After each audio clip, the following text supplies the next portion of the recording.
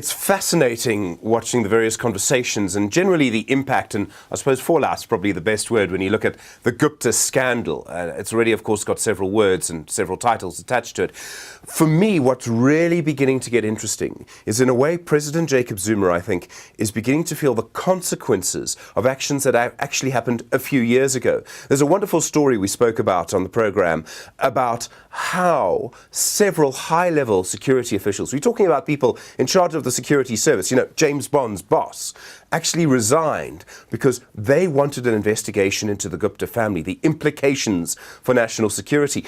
It's easy to read between the lines here. They were saying, these people are too close to President Jacob Zuma, we need to stop this. It was stopped at a high level, that investigation, and so they resigned.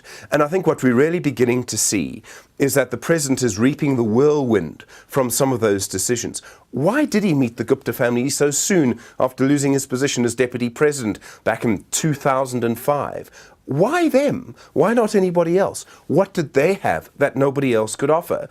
At the same time, more and more political chatter, if you like, about what does this mean for the relationship between Zuma and the ANC, and between Zuma and the man who almost personifies the ANC at some time, Secretary General Gupta. What role did he play here? Did he actually try and sort of push a stick at this relationship last week by releasing a statement that gave the story such power?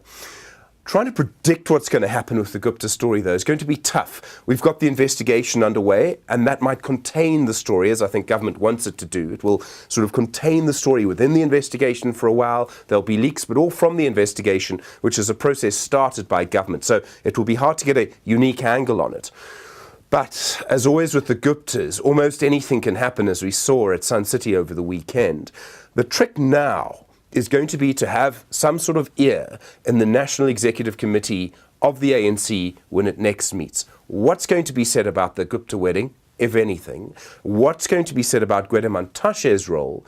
And then will anybody dare stand up and say, we need to discuss on the record, in this meeting, the relationship between President Jacob Zuma and the Guptas?